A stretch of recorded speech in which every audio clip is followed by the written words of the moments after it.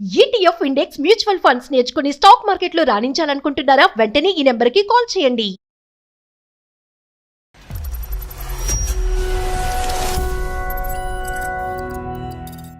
చిన్న అపార్థాల వల్ల గొడవల వల్ల దూరం పెరిగింది. యాక్చువల్ గా డివోర్స్ అడుగుతున్నారు. మాటల వల్ల విడిపోయారా, ఉద్యోగం వల్ల విడిపోయారా? ఒకవైపున ఆలోచిస్తే సంపాదన విషయంలో కూడా కొన్ని గొడవలు వచ్చాయి. గవర్నమెంట్ జాబ్స్ అయితే కనుక భార్య ఎక్కడ భర్త అక్కడ ఉంటాం అనేటువంటి సందర్భాలు జరుగుతూ ఉంటాయి. వాళ్ళందరూ ఇలాగ మీ భర్తలాగా వేరే ఒక అమ్మాయిని తీసుకొచ్చి ఆమెని ఇంట్లో పెట్టుకోవటం అన్నది జరగలేదు. మీ దానికంటే నేను ఎక్కువగా చూసుకుంటున్నాను కదా అని మీరు సూటుపోటు మాట్లాడి చెప్పి అతని మనసు గాయపరిచారేమో అని అనిపిస్తుంది నాకు. వాళ్ళిద్దరూ పెళ్లి చేసుకోవాలనుకుని మాకు మ్యూచువల్ గా డివోర్స్ ఇవ్వడానికి కూడా ఆయన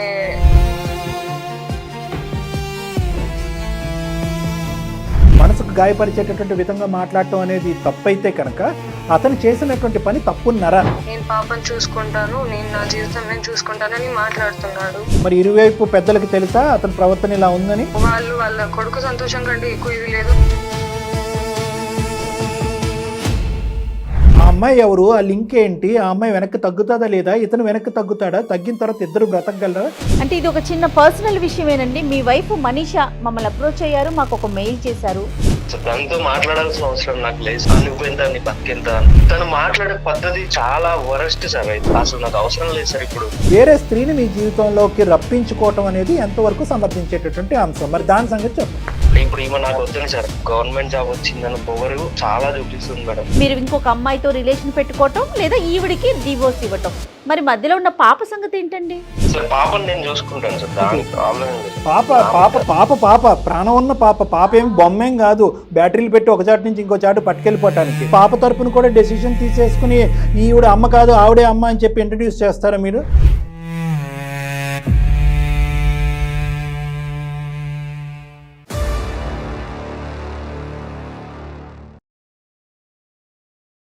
వెల్కమ్ టు అందమైన జీవితం.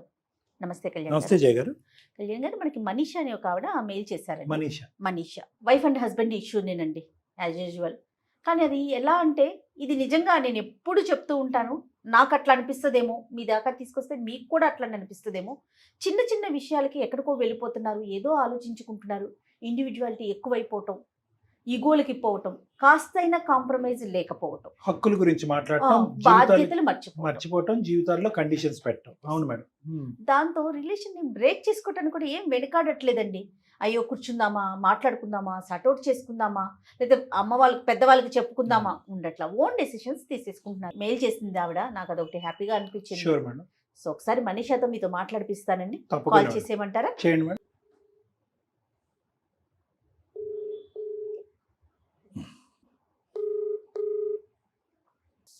హలో.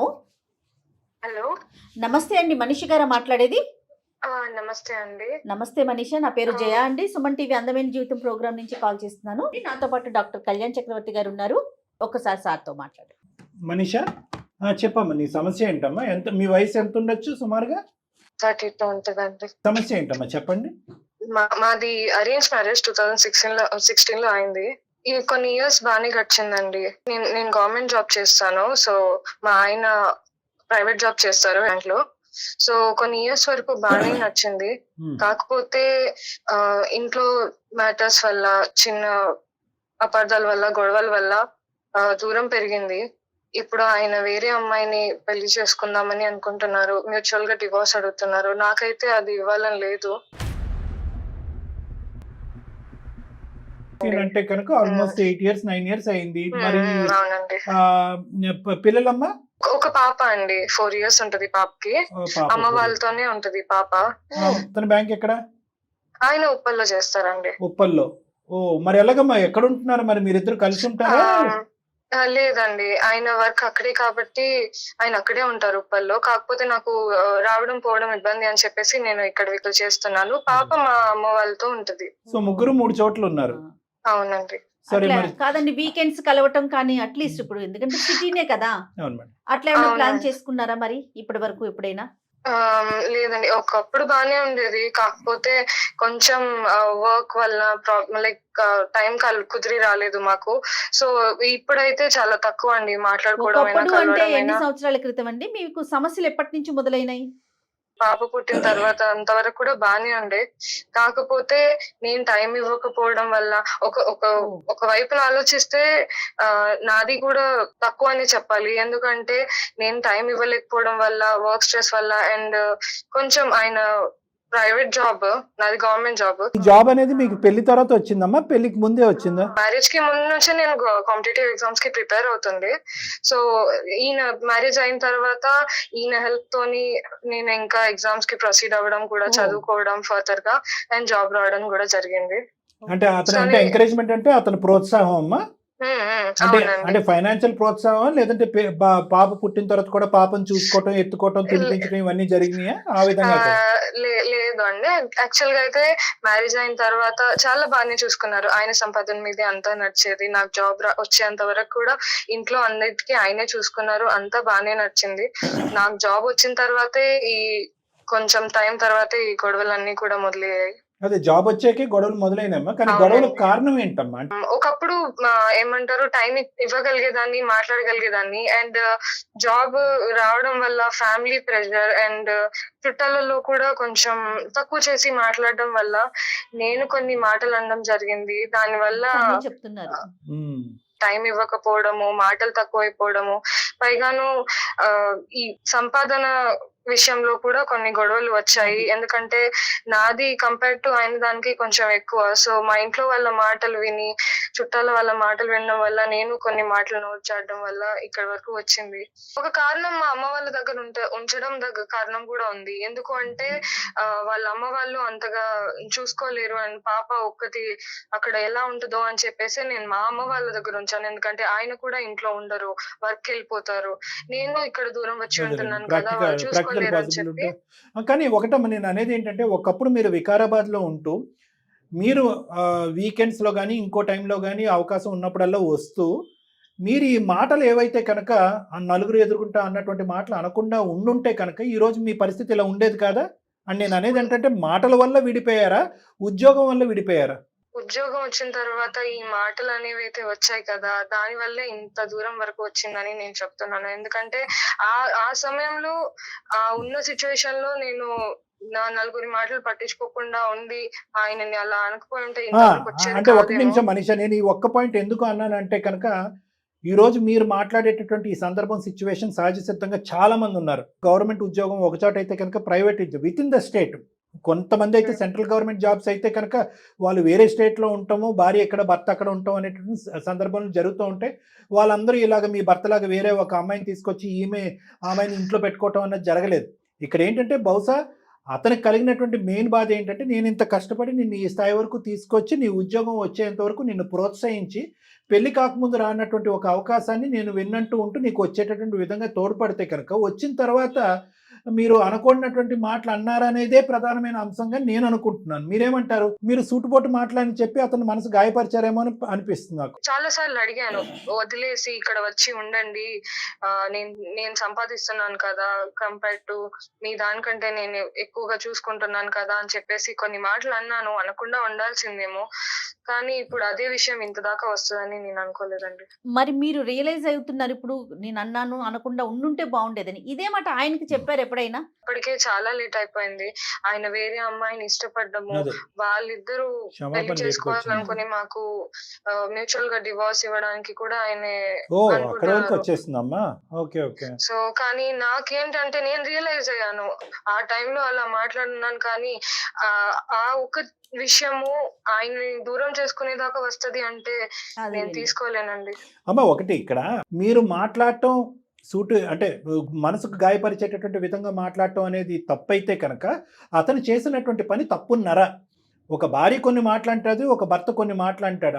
అంత అన్నంత మాత్రాన ఒక పెళ్లికి భార్యాభర్తలుగా దూరం అయిపోయి ఎవరి దారి వాళ్ళు మీ చూసుకోకూడదు స్థానంలో కదా. వేరే వాళ్ళని కూర్చోబెడతాను ఆవిడ భార్య అంటే కనుక అది తప్పు. అందుగురించి నేను ఏమన్నాను, మీ తప్పు అయితే కనుక అతను చేసింది తప్పున్నారు. మీది రివర్సిబుల్. ఒక క్షమాపణ చెప్పి వెనక్కి తగ్గచ్చు. అతనిది ఆ అమ్మాయి ఎవరు, ఆ లింక్ ఏంటి, ఆ అమ్మాయి వెనక్కి తగ్గుతుందా లేదా, ఇతను వెనక్కి తగ్గుతాడా, తగ్గిన తర్వాత ఇద్దరు బ్రతకగలరా, మీ ఇద్దరి యొక్క జీవితం అనేటటువంటిది ఒక నమ్మకమైనటువంటి ప్రయాణంగా ముందు కొనసాగగలదా? ఇన్ని సమస్యలు ఉన్నాయి. మరి పాప సంగతి ఏంటి? పాప గురించి అతనేమంటాడు? ఒకటే మాట అంటున్నాడు, పాపని నేను చూసుకుంటాను, ఓహో. నువ్వు నీకు దగ్గర అబ్బాయిని చూసుకొని వెళ్ళి పెళ్లి చేసుకో, నేను పాపని చూసుకుంటాను, నేను నా జీవితం నేను చూసుకుంటానని మాట్లాడుతున్నాడు. సో నేను పాపను అతను కోపంలో అన్న చూసుకుంటాడు, మాటలు వేరే అమ్మాయితో ఉంటాడు.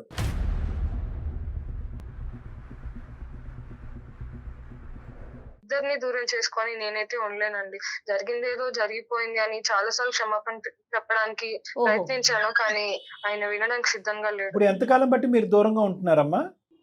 ఇది 1.5 సంవత్సరం అవుతుందండి. మరి ఇరువైపు పెద్దలకి తెలుసా అతని ప్రవర్తన ఇలా ఉందని?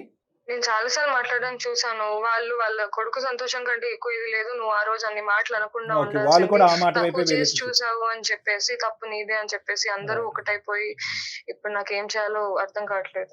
కాదమ్మా, ఇప్పుడు అతనైతే డివోర్స్ అంటున్నావు, డివోర్స్ అప్లికేషన్ పంపించాడా లేదంటే ఆ పదం వాడుతున్నాడా? ఉంటే చేసుకుందాం అన్నట్టు ఆయన జస్ట్ ప్రస్తావన తీసుకొచ్చాడు. ఇంకా అప్లికేషన్ నోట్ అవన్నీ ఇంకా ఏం రాలేదు. కాకపోతే అంత దూరం దాకా వెళ్ళకూడదు అని చెప్పేసి అంతకు ముందే నేను మీకు మెయిల్ చేయడం అనేది జరిగింది. ఓకేనమ్మా, మెయిల్ పంపించావు. ఎవరమ్మా ఈ అమ్మాయి? అతను ప్రేమించి ఏదో వాళ్ళ రిలేషన్షిప్ లో ఉన్న అమ్మాయి ఎవరు ఆవిడ? అతనితో పాటు వర్క్ చేసే అమ్మాయిని Colleague. విన్నాను, కానీ పూర్తిగా నాకు ఏవి వివరాలు లేదా తెలియదు. అమ్మాయికి పెళ్లి అయిందా లేదా అనేది కూడా తెలీదా మీకు?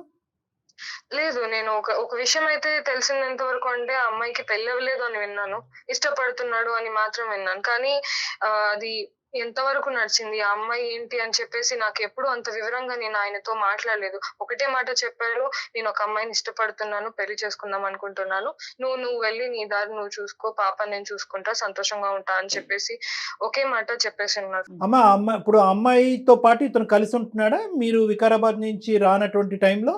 లేదండి, అవి ఏవి నాకు వివరాలు తెలీదు. అవి తెలుసుకొని ఆయనతో ఒకసారి లైక్ క్లియర్ గా మాట్లాడేసి ఏంటి ఆయన ఏమనుకుంటున్నారు నా వైపున నేను చెప్పి ఆయన అర్థం చేసుకొని మళ్ళీ తిరిగి వస్తే అంతే చాలండి. అమ్మ, అతను తిరిగి రావాలని మేము కోరుకుంటున్నాము. ఇలాంటి కారణాల వల్ల ఏ కుటుంబం కూడా, ఏ భార్య భర్తలు కూడా విడిపోవటానికి తావులేదు. ఎందుకంటే మీ ఇద్దరు మంచి మనుషులు, అంటే మీ ఇద్దరు రిలేషన్షిప్ అనేటటువంటిది ఈ విధంగా ఉండటానికి కొన్ని పరిస్థితులు, కొంతమంది అనవసరమైనటువంటి ఇన్వాల్వ్మెంట్, అసందర్భంగా వచ్చేటటువంటి కొన్ని మాటలు, దాంతోపాటు ఏంటంటే మీరిద్దరూ ఒక మంచి తల్లిదండ్రులు కూడా, అది కూడా మీరు గుర్తుపెట్టుకోవాలి. ఒక ఫాదర్ అండ్ మదర్గా మీ ఇద్దరికి ప్రత్యేకమైనటువంటి పాత్ర ఉంటుంది.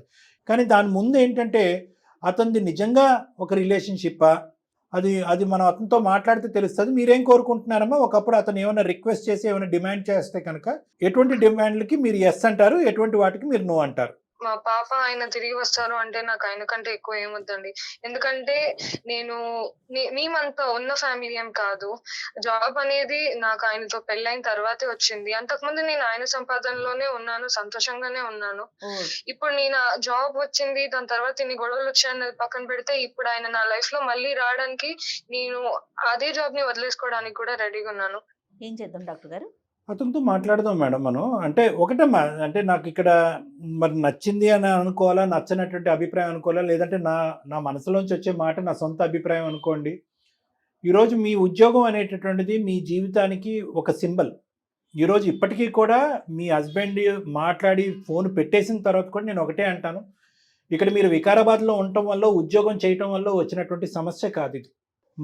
మనిషి అనేటటువంటి వ్యక్తికి ఏ స్థాయి వరకు ఎదిగినా కూడా మీరు at the end of the day ఒక పరిధిలో మాట్లాడేటటువంటి అలవాటు, ఒక పరిధిలో ప్రవర్తించేటటువంటి ఆలోచన, ఈ కుటుంబానికి తగినట్టుగా ఒక తల్లి పాత్ర, ఒక భార్య పాత్ర కూడా సమపాలనలో పోషించినట్టుగా అయితే కనుక ఈ సమస్య రాదు.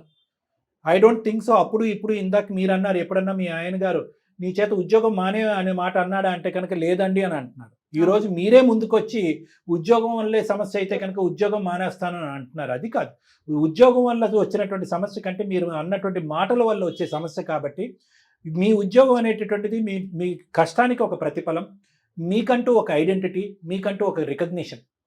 ఆ విషయంలో కాంప్రమైజ్ అవ్వకూడదు మీరు అనేటటువంటిది నా అభిప్రాయం. అతను ఏం కోరుకుంటాడు అనేది మనం ఒకసారి మాట్లాడదాం. కానీ దయచేసి మీ ఐడెంటిటీని మీ వ్యక్తిత్వాన్ని పోగొట్టుకోకండి. మరి ఒకసారి లైన్ అంటే ఆయనకి కాన్ఫరెన్స్ లోకి తీసుకుంటారండి మీరు? లేదు మేడం, నేను మీకు షేర్ చేస్తాను నంబర్, ఒకసారి మీరు Sure అండి, కలపగలరా? మాట్లాడదామా? డెఫినెట్ తప్పకుండా. గా నాకు పంపించండి. అతని పేరేంటమ్మా?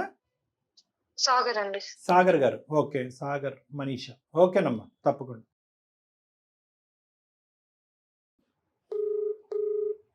హలో, నమస్తే అండి సాగర్ గారు. ఎవరండి? నా పేరు జయ అండి. నేను సుమన్ టీవీ అందమైన జీవితం ప్రోగ్రామ్ నుంచి మాట్లాడుతున్నాను. నాతో పాటు డాక్టర్ కళ్యాణ్ చక్రవర్తి గారు ఉన్నారండి. మీతో ఒక 2 నిమిషాలు మాట్లాడొచ్చా? మేడం నేను ఇప్పుడు ఆఫీస్ లో ఉన్నాను. ఓకే. దేనికోసం మేడం? అంటే ఇది ఒక చిన్న పర్సనల్ విషయమేనండి. మీ వైఫ్ మనీషా మమ్మల్ని అప్రోచ్ అయ్యారు, మాకు ఒక మెయిల్ చేశారు. ఆ విషయమై మీతో మాట్లాడదాము అనే ఒక ఉద్దేశంతో మీకు కాల్ చేశానండి. ఒకసారి మీరు మాట్లాడితే చిన్న క్లారిటీ వస్తుంది. ఏమాత్రం అవకాశం ఉన్నా ఒక 5 మినిట్స్ టైం ఇవ్వండి. అంటే మీ పర్సనల్ విషయం మేము మాట్లాడటం కరెక్ట్ కాదు, కానీ తను మమ్మల్ని అప్రోచ్ అయింది, మాకు మెయిల్ చేసింది. సో నాతో పాటు డాక్టర్ గారు కూడా ఉన్నారు. ఒక 5 మినిట్స్ మాట్లాడగలుగుతారా? ఒక 1 సెకండ్ మేడం, నేను Yeah. పక్కకి వెళ్తున్నాను. Right, thank you so much. Sagar గారు బయటకు వచ్చారండి, పర్వాలేదు, ప్రైవసీగా ఉన్నారా? వచ్చాను మేడం, కాకపోతే ఇది ఛానల్లో ఎందుకు మేడం ఈ పర్సనల్స్ అన్ని? అంటే ఇది ఒక సమస్యలకి పరిష్కార వేదిక అండి సుమన్ టీవీ. అందులోనూ ముఖ్యంగా మా అందమైన జీవితం. నాతో పాటు ప్రొఫెషనల్ డాక్టర్ కళ్యాణ్ చక్రవర్తి గారు ఉన్నారండి. సార్ ఒక్కసారి.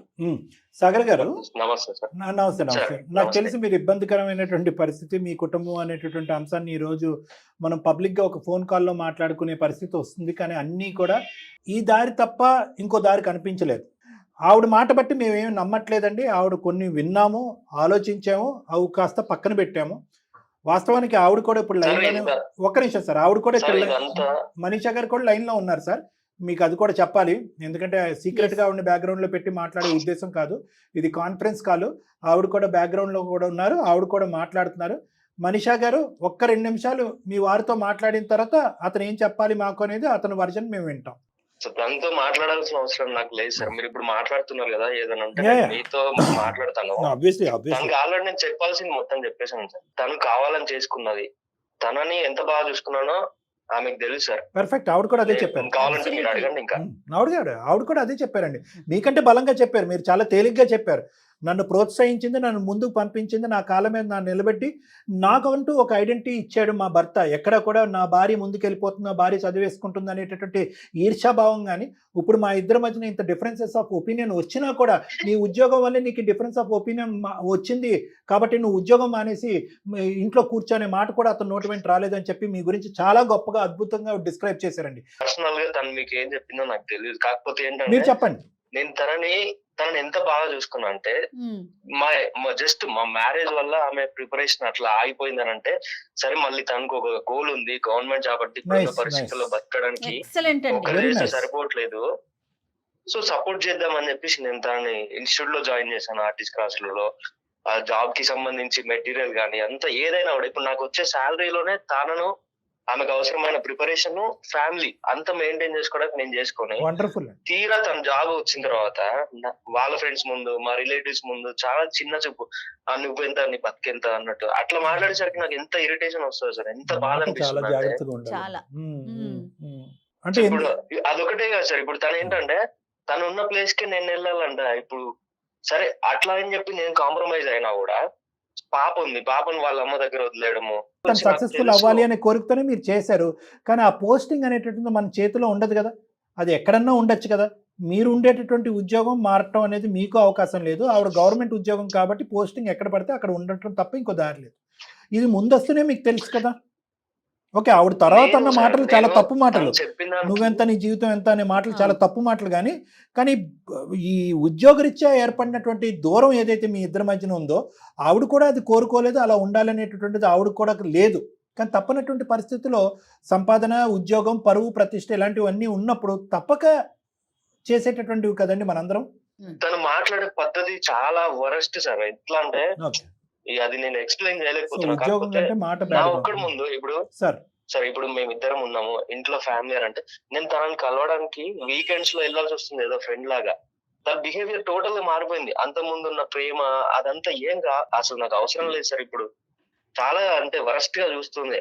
ఆవిడ మాట తప్పు, ఆవిడ వ్యవహరించినటువంటి శైలి తప్పు, నలుగురు మధ్యన పంచాయతీ పెట్టి మీ పరువు తీయటం అనేటటువంటిది తప్పు మీద తప్పు. ఇక్కడ ఏంటంటే అతి పెద్ద గొడవ ఏదన్నా ఉంది అంటే కనుక ఒక ఈగోని డ్యామేజ్ చేయటం, ఒక పరువు తీసేటటువంటి పరిస్థితి వస్తాం. నువ్వు కావాలంటే నీ బ్రతుకు నువ్వు బ్రతుకు, నా సంపాదన ఎంత నీ సంపాదన అనేటటువంటి విధంగా చిన్న చూపు చూడటం అనేటటువంటిది పెద్ద సమస్య. అవును. వేరే స్త్రీని మీ జీవితంలోకి రప్పించుకోవటం అనేది ఎంతవరకు సమర్థించేటటువంటి అంశం, మరి దాని సంగతి చెప్పండి. నేను ఉండాల్సిన లైఫ్ ఈమెతో ఎట్లా అనుకున్నానో అదంతా కొలాప్స్ అయిపోయింది సార్. ఈమె నా లైఫ్ లోకి వచ్చినా కూడా నేను అంత హ్యాపీగా ఉండలేకపోతానేమో నాకు తెలిసి. నేను ఏమైనా రిక్వెస్టింగ్ గా సార్ మ్యూచువల్ గా నేను డైవర్స్ ప్లాన్ చేసేదే, డైవర్స్ అడిగేదే సాగర్ గారు. ఇప్పుడు ఈమె నాకు వద్దని సార్, నేను ఇప్పుడు డైవర్స్ అడిగేది ఎందుకంటే మేడం చెప్పండి. సో ఈమె ఎట్లా అంటే బిఫోర్ జాబ్ ఎట్లుందో ఆఫ్టర్ జాబ్ గవర్నమెంట్ జాబ్ వచ్చిందని పొగరు చాలా చూపిస్తుంది మేడం. ఓకే. సో ఇప్పుడు నేను కాంప్రమైజ్ ఆమె దగ్గరికి వెళ్ళినా కూడా అది రిపీట్ అవ్వదని నాకు గ్యారంటీ లేదు. సో నేను ఇప్పటికీ దాదాపు 1.5 years నుంచి నేను ఇది అనుభవిస్తున్నా మేడం. తను నాకు వద్దు, లైఫ్ టైం వద్దు, నాకు ఇప్పుడు హ్యాపీగా ఉంది. సో నేను డైవర్స్ తీసుకుంటే హ్యాపీగా నేను ఇప్పుడు నాకు ఇంకొక అమ్మాయితో రిలేషన్షిప్ బాగుంది. కాదండి, తన యాటిట్యూడ్ కి అంటే బిఫోర్ మ్యారేజ్ ఆఫ్టర్ జాబ్ కి తన యాటిట్యూడ్ కి పరిష్కారం ఇది ఒకటేనా?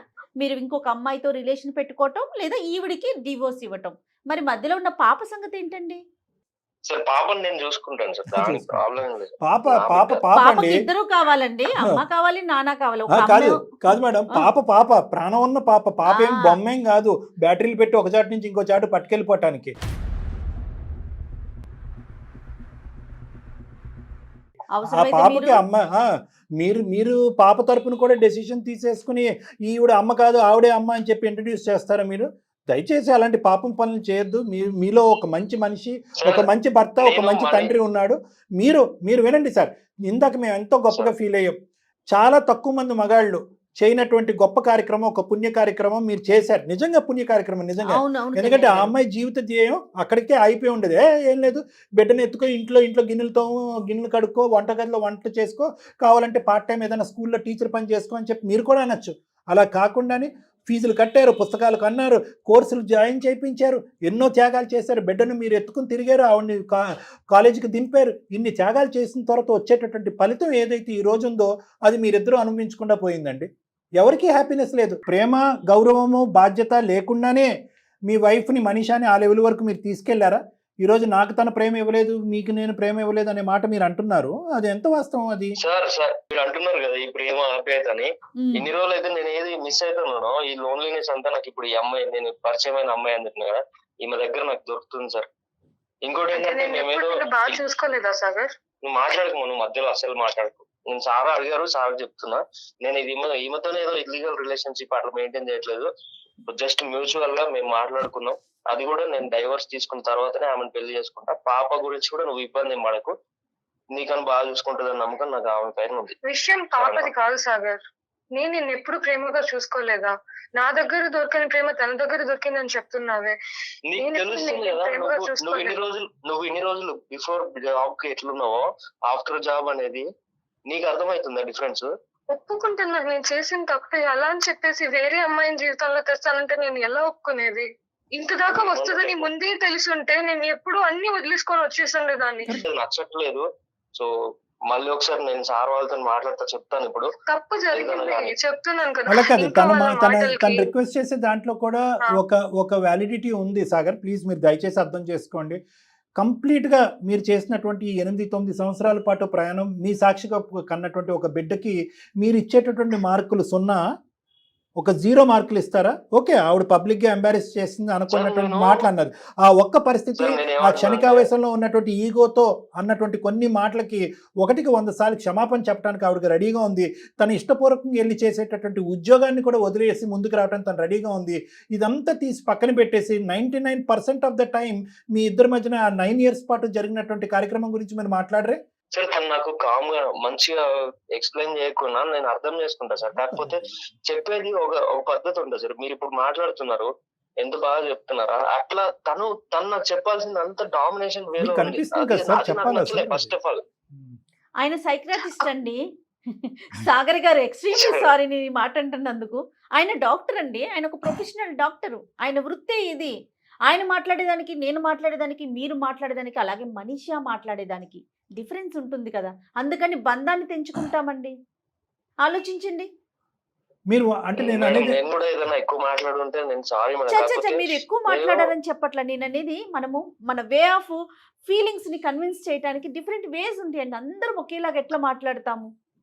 ఇంకొక అంశం సాగర్ గారు, సహజంగా ఏంటంటే ఇటువంటి అంశాల్లో భార్యను ఇలా అన్నటువంటి మాటలు కానీ, భార్య ఇలా ప్రవర్తించిన సందర్భంలో భర్త వెళ్ళి వేరే స్త్రీతో ఉంటే కనుక మేము అగ్గిలం మీద గుగ్గిలం మీద అరుస్తూ ఉంటాం మేమిద్దరం. కానీ మీ ఇష్యూలో మాత్రం మేము అలా ఆ విధంగా మాట్లాడలేదు. ఏంటి సాగర్ మీరు అది తప్ప ఉప్ప, అదేంటి వేరే ఆడది మీ జీవితంలో ప్రవేశించి ఆ అమ్మాయికి భర్త లేడా, తండ్రి లేడా, అన్నయ్య లేడా అనే రకరకాల విధాలుగా మాట్లాడుతాం. అమ్మాయి మీ జీవితంలోకి రావడం అనేది చాలా మైక్రోస్కోపిక్ అయిపోయింది. ఎందుకు అంటే కనుక మీ ఇద్దరి మధ్యన ఆ బాండ్ అలాంటిది కాబట్టి. ఇప్పటికి కూడా ఆ అమ్మాయి వచ్చి మీ ఇద్దరి మధ్యన ఏదో చేస్తుందనే నమ్మకం నాకైతే లేదు. ఎందుకు మీ బాండ్ అలాంటిది. మీరు చేసినటువంటి సాక్రిఫైస్. ఇక్కడ ఒకే ఒక పాయింట్ ఏంటంటే కనుక మీరు యూనిలాటరల్గా ఆలోచిస్తున్నారు. ఏంటి యూనిలాటరల్గా ఆలోచిస్తున్నానంటే మనిషికి నేను ఎక్స్ చేశాను, వై చేశాను, జెడ్ చేశాను అని అనుకుంటున్నారు. నెంబర్ 1. నెంబర్ 2, నేను 9 years మీకు మనిషి అంటే చాలా ఇష్టం. ఇంకొక మాట కూడా నేను చెప్తాను. ఆ ఇష్టం అనేటటువంటిది మీ ఇష్టం, తనకి తన ఇష్టం మీకు కనిపించాలంటే కనుక సింపుల్ లాజికల్ పాయింట్, ఈ 100%లో 1% or 2% ఆఫ్ ద టైం లేదండి. మనిషి పుట్టెరుగు పెళ్లి చేసుకున్న కాడి నుంచి ఇప్పటి వరకు ఉద్యోగం రాకముందు కానీ ఉద్యోగం వచ్చిన తర్వాత ఎప్పుడు కూడా ఒక అహంకార స్వభావంతోనే నాతో మాట్లాడింది, చీపురు పొల్లాగా తీసి నన్ను పక్కన పెట్టింది అనేటటువంటి సందర్భం నేను చెప్పట్లేదు. మీరు మహా అయితే గట్టిగా మాట్లాడేటటువంటి సందర్భాలు 1, 2. మొత్తం మీరు చేసినటువంటి ప్రయాణంలో అది 2% కూడా లేదు. మిగతా 98%లో ఆ అమ్మాయి కూడా ఈ కుటుంబానికి, మా జీవితానికి, ఆ బిడ్డకి కూడా ఒక త్యాగం చేసింది. ఆ అమ్మాయి కూడా ఈరోజు ఒక శోభను అనిపించింది, ఒక శిక్షణ అనిపించింది అనేటటువంటి పాత్రలో కూడా తను చూస్తే కనుక ఈ 2% మీ బ్రెయిన్లో ఉండేటటువంటి ఆ పొల్యూషన్ అనేది క్లియర్ అయిపోతుంది. మీరిద్దరు మళ్ళీ కలిసిపోతారు. ఒక్కసారి ఆ యాంగిల్లో కూడా ఆలోచించండి అనేది నా అభిప్రాయం. 100% అండి. తను ఒక బిడ్డకి తల్లి కూడానండి, మీ భార్యతో పాటు. దయచేసి అది ఆలోచించండి సాగర్ గారు. ఈ గొడవలన్నీ నాకు వద్దు. తప్పే, నేను చేసిన తప్పే, నేను ఒప్పుకుంటున్నాను. అలా అని చెప్పి నిన్ను పాపం దూరం చేసుకోవడం నాకు ఇష్టం లేదు. నువ్వు చెప్పు, ఉద్యోగం అంతా వదిలేసి నీ దగ్గరకు వచ్చేసి ముందు ఎలా ఉన్నామో అలానే ఉందామని చెప్పు. అన్ని వదిలేసుకొని వచ్చేస్తాను సాగర్. కాకపోతే ఇలా వేరే అమ్మాయి నా లైఫ్ లోకి తెచ్చి ఇలా చేయొద్దు సాగర్. నాకు నువ్వెంతో, పాప కూడా అంతే. ఇప్పటికే నేను పాపకు దూరంగా ఉంటూ, నీకు దూరంగా ఉంటూ, వర్క్ స్ట్రెస్ అని చెప్పేసి చేశాను. ఒకప్పుడు మాటలు అన్నాను. దాని తర్వాత రియలైజ్ అయ్యి చాలా గిల్ట్ తో ఉన్నాను నేను. ఇన్ని నెలలు నీతో దూరంగా, పాపకు దూరంగా, ఇవన్నీ తట్టుకొని చాలా చూసాను సాగర్. ఇప్పుడు నువ్వు మళ్ళీ ఇప్పుడు కొన్ని రోజులు మాట్లాడుకోలేదు అంటేనే నేను ఇంత నరకం చూస్తే, నువ్వు ఇంకా నా జీవితంలోనే ఉండవు అన్న విషయాన్ని నేను ఎప్పటికీ తీసుకోలేను. ఈ గొడవని ఇక్కడ నుంచే కంప్లీట్ చేసేసి కలిసి ఉండలేము. అంటే ఆవిడ చెప్పేది ఒక్క సింపుల్ నేను లాజిక్ చెప్తాను సాగర్, ఎక్కువ మాట్లాడు. ఒకే ఒక పాయింట్. 5-6 సంవత్సరాల పాటు, ఒక 8 అటెంప్ట్ల పాటు కష్టపడి వచ్చినటువంటి ప్రియతమైనటువంటి ఒక ఉద్యోగాన్ని ఈరోజు వదిలేసి కుటుంబం, కాపురం గురించి నేను ముందుకు వస్తాను, నాకు నీ ప్రేమ కావాలి, బిడ్డ కావాలి అనేటటువంటి ఆవేదన ఆవిడ చెప్పుకుంటుంది. మీరు రెడీ అంటే కనుక ఆ అమ్మాయి దానికి కూడా రెడీయే. మీరు రెడీయా? అదే కదా ఇప్పుడు అన్ని ప్రాబ్లమ్స్ ఆ వికారాబాద్ లో ఉన్న ఉద్యోగం చేయడం వల్లే. జాబ్ మానేసి రమ్మని నేను ఏం చెప్పాను సార్. ఎందుకంటే నేను ఎంత ఇప్పుడు మీరు చూస్తున్నారు సార్, ఏంటంటే తను ఎంత కష్టపడి చదివించామనేది నేను చెప్పట్లేదు, గొప్పలు చెప్పుకోవట్లేదు. తనకు కూడా ఉంది, ఇంట్రెస్ట్ ఉంది, ఆ గోల్ ఉంది కాబట్టి తను జాబ్ కొట్టుకుంది. అటువంటిది అది వదిలేసి మొత్తం నాతోనే ఉండాలి, అది వదిలేసి వస్తా అట్లా అని చెప్పారు. అట్లా అని చెప్పి నేను కూడా ఈగోయిస్టిక్ గేమ్ లేను సార్, తెలుసుకోవాలి అది ఇది అని. మరి మధ్యలో ఆ అమ్మాయి సంగతి ఏంటి సాగర్? సార్ చెప్పాను కదా సార్, మేమేమి ఇల్లీగల్ రిలేషన్షిప్ లో లేము, జస్ట్ ఫ్రెండ్లీగా అండ్ అనుకున్నాం సార్ మేము. నాకేంటంటే తిను నేను మ్యారేజ్ చేసుకుందాం అనుకున్నా, అది కూడా డైవర్స్ నాకు వచ్చిన తర్వాత ముచ్చటే కదా. అదేలేండి, ఏదేమైనా నిర్ణయం అయితే తీసుకున్నారు కదా. ఒకటి చెప్తాను సాగర్, మాకు కాలు కలపకపోయినా కూడా మీరైతే డైవర్స్ తీసుకునే బ్యాచ్ కాదు, అదైతే నాకు తెలుసు. ఎందుకంటే కనుక మీ ఇద్దరి మధ్యన బాండ్ చాలా డీప్ రూటెడ్, పాతాళలోకం అంత ఉంది. ఓకే, లవ్ కానీ ఏదో తాత్కాలికంగా ఫోన్ బ్లాక్ చేసుకోవటం, దూరం చేసుకోవటం, ఆ అమ్మాయిలో మార్పు రావటానికి నువ్వు ఒక ప్రయత్నం చేస్తున్నావు, రియలైజ్ అవడానికి ఒక ప్రయత్నం చేస్తున్నావు. ప్లస్ ఇంకో అమ్మాయి ఎవరైతే వచ్చిందో ఆ అమ్మాయి తూతూ మంత్రం, తుమ్మితే ఊడినటువంటి ముక్కు లాంటిది. అక్కడేమి అక్రమ సంబంధం విక్రమ సంబంధం ఏమీ లేదు. కాబట్టి ఇక్కడ ఒక్కటైతే గుర్తుపెట్టుకో, మీకు ఆ అమ్మాయి కావాలి అని అనుకుంటుంది, ఆఖరికి ఉద్యోగం కూడా వదిలేసి ముందుకు రావాలి అని అనుకుంటుంది. మీకు అది ఇష్టం లేదు, మరి ఏం కావాలి మీకు? సార్ నేను చాలా కన్ఫ్యూజన్ లో ఉన్నాను సార్, అంతా నాకు ఏం అర్థం అవ్వట్లేదు. ఒక ట్రాక్ లో వెళ్ళారు కాబట్టి ఈ అమ్మాయి చేసినటువంటి పని మీకు నచ్చట్లేదు కాబట్టి వేరే అమ్మాయి చూపెట్టేటువంటి ప్రేమ ఆప్యాయత మీకు ఆటోమేటిక్గా నచ్చటం అనేది సహజమే. కానీ మీరు చెప్పినటువంటి మాకు శుభవార్త ఏదన్నా ఉంది అంటే కనుక మా ఇద్దరి మధ్యన ఏది ఆ అమ్మాయి వేరే అమ్మాయి మీకు మధ్యన ఎటువంటి బాండు బంధం కానీ ఏమీ లేదు. ఈరోజు గుడ్ బై చెప్తే గుడ్ బై అనేది. సో మనకి చాలా వరకు 70-75% ఆఫ్ ద లైన్ క్లియర్. లేదండి ఆ అమ్మాయికి నేను ప్రామిస్ చేశాను, ఆ అమ్మాయికి నా గురించి వెయిట్ చేస్తూ ఉంటుంది, ఆ అమ్మాయి కూడా విడాకులు ఇవ్వడానికి రెడీ, ఈ స్టోరీ చెప్పారంటే కనుక మా తల్లు ఎక్కడ పెట్టుకోవాలో మాకే తెలియదు. సో అట్లీస్ట్ అది క్లియర్. ఇక్కడ ఓన్లీ ఒక్కటే మీరు గుర్తుపెట్టుకోవాల్సింది, ఎంత కాదనుకున్నా కూడా ఆ అమ్మాయిది ఒక హోదాతో కూడినటువంటి ఒక ఉద్యోగం, ఒక గవర్నమెంట్ ఉద్యోగం. సో ఆ అమ్మాయి ఆఫీసులోంచి వెళ్ళటం దగ్గర నుంచి బయటకు వచ్చేంత వరకు నలుగురు నమస్కారం మేడం, గుడ్ మార్నింగ్ మేడం, ఇలా రకరకాలు ఉంటాయి, ఒక గౌరవం ఉంటుంది. సో ఈ డిఫరెన్స్ అనేటటువంటిది ఆ అమ్మాయి ఉద్యోగం చేస్తున్నంత కాలం మీకు కనిపిస్తూ ఉంటుంది. కొన్ని సందర్భాల్లో మీరు ఏదైనా పెళ్ళికి కానీ ఏదైనా ఫంక్షన్కి వెళ్తే కనుక ఆవిడతో కొంతమంది మాట్లాడటానికి ఇంట్రెస్ట్ చూపెడతారు, మీతో మాట్లాడటానికి ఇంట్రెస్ట్ చూపెట్టరు. సో ఇటువంటి difference of opinion and variation అనేటటువంటిది చాలా సందర్భాల్లో చాలా చోట్ల కనిపిస్తుంది. ఎందుకంటే ఆ అమ్మాయి సెలెక్ట్ చేసుకున్నటువంటి ఉద్యోగం అది. ఇక్కడ ఏదన్నా మారాలి అంటే కనుక పరిస్థితులు మారవు, ఉద్యోగం మారదు, ఇచ్చేటటువంటి మర్యాదలు మారవు, అవన్నీ అలాగే ఉంటాయి, ఇంకా పెరుగుతాయి. ఇక్కడ మారవలసింది ఏంటంటే యాక్సెప్టెన్స్. నా భార్యకు ఆ గౌరవం వస్తుంది అంటే ఆ గౌరవం నాకు వస్తున్నట్టే. నా భార్య ఈరోజు అంత కష్టపడుతుందంటే నా కుటుంబం గురించి కష్టపడుతున్నట్టే. నా భార్య ₹1 సంపాదిస్తుందంటే కనుక నా కుటుంబం గురించి సంపాదిస్తున్నట్టే. నా భార్య నా బిడ్డను వదిలేసి వాళ్ళ అమ్మ ఇంట్లో పెట్టి అక్కడికి వెళ్ళి చేస్తుందంటే నేను చేసినటువంటి త్యాగం కంటే నా భార్య చేసేటటువంటి త్యాగం గొప్పది అని చెప్పి మీ యొక్క భార్య యొక్క షూస్లోకి వెళ్ళి మీరు కాసేపు ఆలోచించగలిగితే కనుక ఈ బంధం ఎప్పటికీ విడిపోదండి. ఇందాక నేను చెప్పాను కదా, మీరు మా దగ్గర రాకపోయినా కూడా మీరు డైవర్స్ ఇచ్చేటటువంటి కపుల్ అయితే కాదు.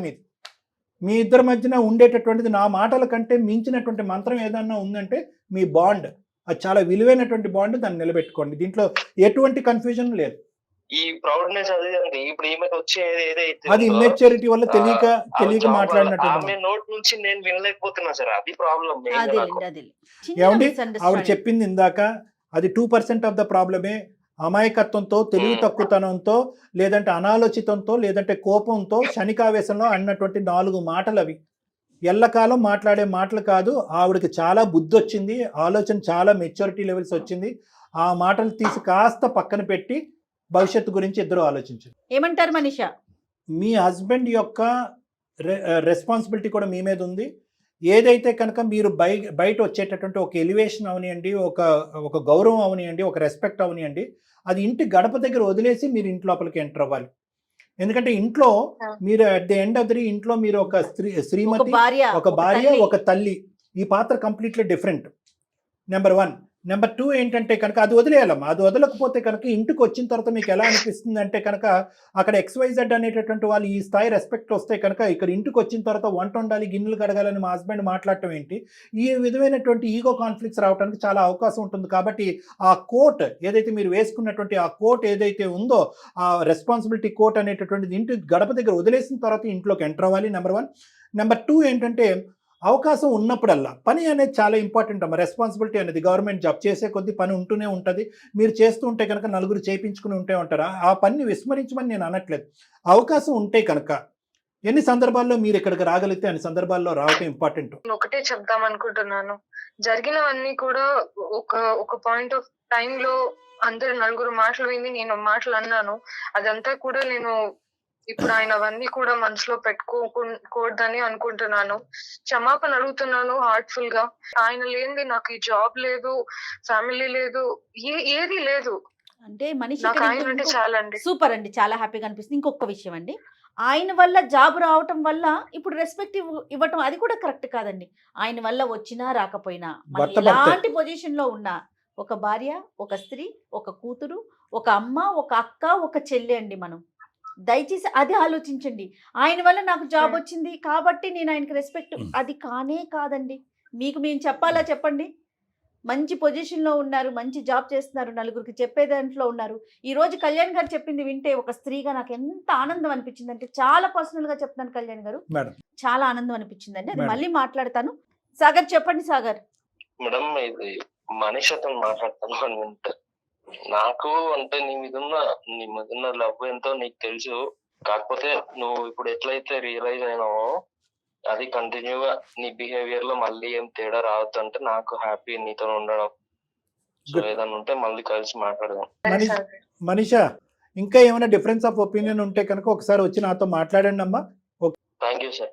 Okay Sagar, you, sir. Manisha all the best అమ్మా. థ్యాంక్ యూ సో మచ్ కానీ మీరు మాట్లాడుకునేటప్పుడు Thank you so అయిపోయిన much అండి. నిన్నటి రోజు గురించి మాత్రం దయచేసి డిస్కస్ చేసుకోవద్దండి. No రేపటి కోసం మాత్రమే, ఫ్యూచర్ గురించి, మీ పాప గురించి చక్కగా మాట్లాడుకోండి, హ్యాపీగా ఉండండి. ఆల్ ది బెస్ట్ అమ్మా. Thank you so Thank much you, sir. God bless both of you. All the best. Thank you. Take తను కన్ఫ్యూజన్ అంటే ఎక్కడికో వెళ్ళిపోతుంది, ఈ బంధం అయిపోయింది అనుకుంది కదా. తను క్లోజ్ అయింది అనుకునేసరికి తను అంటే ఆ హ్యాపీనెస్ లో తనకి అర్థం కావట్లేదు యాక్చువల్ గా. కానీ చాలా మంచి విషయం చెప్పారండి. అవును. దీని ద్వారా ప్రేక్షకులందరూ కూడా తెలుసుకోవాల్సిన ఒక మంచి అద్భుతమైన విషయం. ఏ పొజిషన్ లోనో ఉండేవండి మీరు అన్నట్లుగా ఒక పొజిషన్ లో ఉన్నప్పుడు ఆటోమేటిక్ గా క్లాపింగ్స్ ఎక్కువ అవుతాయి, ప్లీజింగ్స్ ఎక్కువ అవుతాయి, అవి అక్కడ వరకే ఎలివేషన్ వస్తుంది. ఎలివేషన్ వస్తుంది. నేను అందుకే నా కోట్ బయట వదిలేయాలి. ఆ పక్కన ఉన్న వాళ్ళు కూడా యాక్సెప్ట్ చేయాలి. ఓకే, దీనికి తన పొజిషన్ కి తనకి ఇది వచ్చింది, అంతే. సూపర్, అది నాకు కూడా ఒక గౌరవం అని తీసుకోవాలి. వీళ్ళు కూడా దాన్ని తలకెక్కించుకోకుండా ఉంటే, తలకెక్కించుకోవటం కరెక్ట్ పాయింట్. ముందు ఒక భార్య, ఒక స్త్రీ, నేను ఇందాక తనకు కూడా అదే చెప్పానండి, ఇవన్నీ సేమ్ కదా, అవి ఎక్కడా మారవు కదా. అవునండి. చాలా థ్యాంక్స్, పర్మనెంట్ పోస్ట్. చాలా చాలా మంచి మాటలు చెప్పారు. Thank you, thank you so much అండి. నమస్తే. నమస్తే.